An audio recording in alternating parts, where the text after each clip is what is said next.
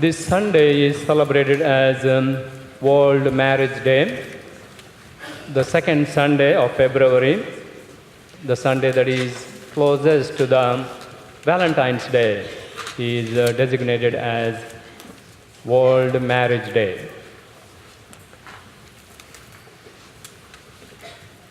The institution of marriage has gone through vast changes, and it is the hot topic in our culture today.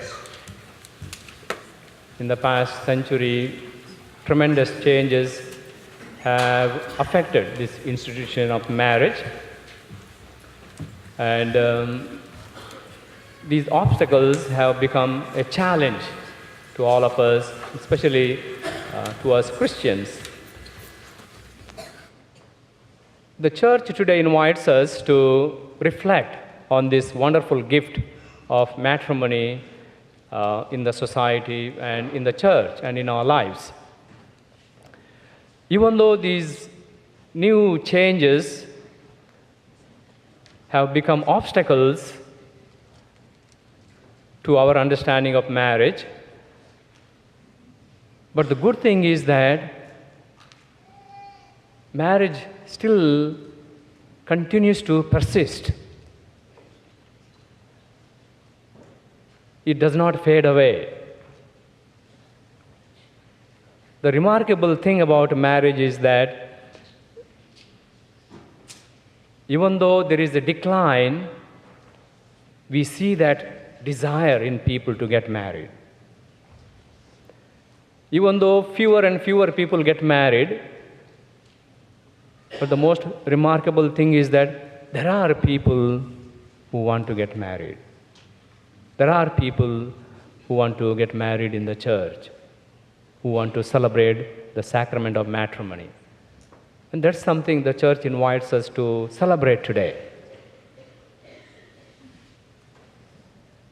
Our Archbishop Joseph Naumann has discussed a joyful marriage project in our archdiocese. He has discussed this project with a few married couples in our archdiocese, and he has sent us this wonderful message, and we will view that message for our reflection for this celebration of World Marriage Day.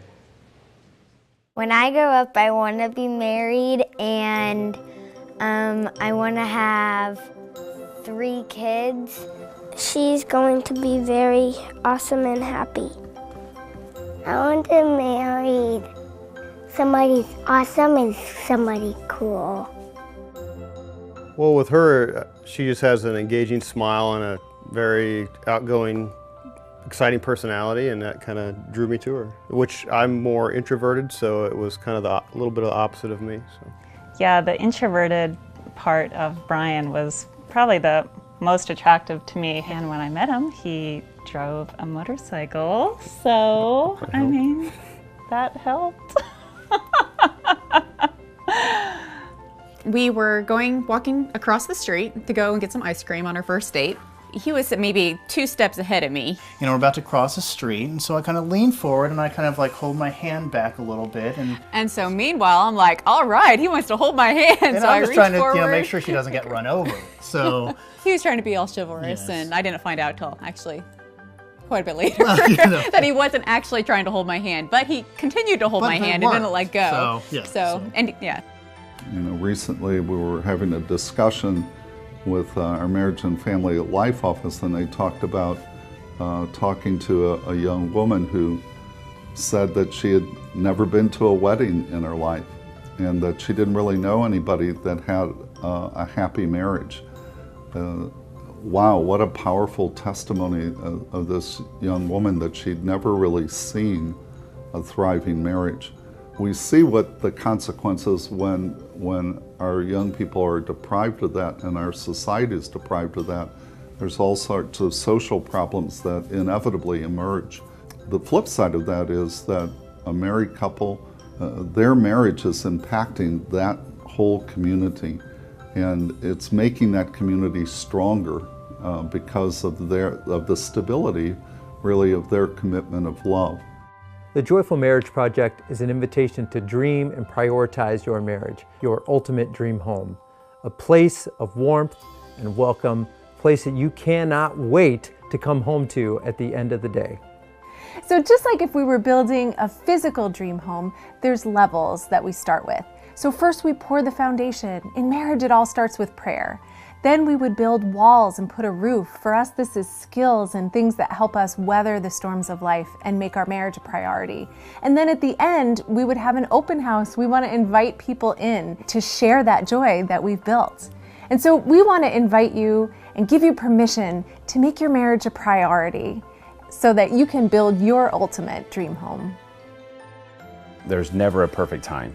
You know, you can come up with a million reasons. It's like, are you kidding me? Like, how could I even consider that that was not going to be, that's not something that I was just jumping for the opportunity to do. Although we had a really strong relationship, a good marriage, these same little triggers, we never could, these obstacles were challenging, and we finally had those tools to work through those in a different way, in a way that was more effective. We felt like our marriage was doing fine. We had 2 kids at the time, and we got a recommendation from a friend that it was a really good retreat. So we went for Valentine's Day, and we really loved it. And honestly, it kind of blew us away.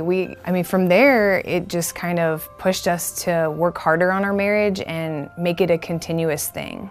When we started our going to ministry, we were separated. It was hard and it sucked.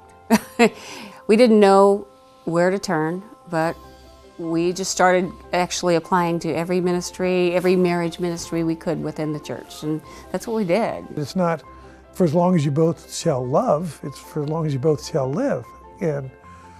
And without that solid background, you know, we were skidding around in the mud for years, and of course eventually, when you're in the mud, you can get mud on you. You go to the gym so that you can stay healthy, keep your body healthy. You need to go to marriage enrichment so you can keep your marriage healthy, because literally your marriage is the most important thing that you have. Even coming off of our weekend initially, as my parents were watching our kids, they said, "How was the weekend?" I said, "It was good." And they said, "What do you mean?" "Something happened because you guys are different." And it's been life-changing for us, really. I know the difference between our marriage before living in love and the difference between our marriage after living in love. It was just, I think for us it's more a way of being, an awareness that you have that you didn't even have before. So some people might be asking, well, what is marriage enrichment? What do we mean by that? And it really can be a variety of things, but it's saying to each other, hey, our relationship is a priority. That's what we said to each other on the day of our marriage, and that's what we need to recommit to each day. So for some, that might be making a retreat weekend, like a marriage encounter. For others, it might be committing to date night. For some, it could be we have through School of Love and other materials from our own Marriage and Family Life office that are online. Marriage is the foundation of everything because the family is so crucial to culture, to society, certainly to the church. And the foundation of the family is marriage. Everything really depends on marriage. It's where life comes from, it's where the next generation is formed. And so for the church, I felt it was critical that we really invest in our married couples.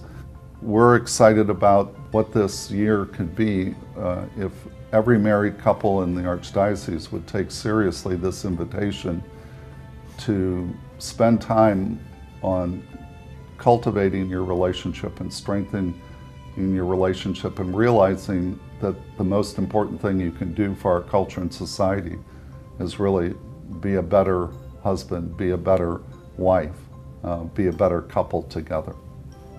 If you want me to have a great marriage someday, I need to be inspired by yours.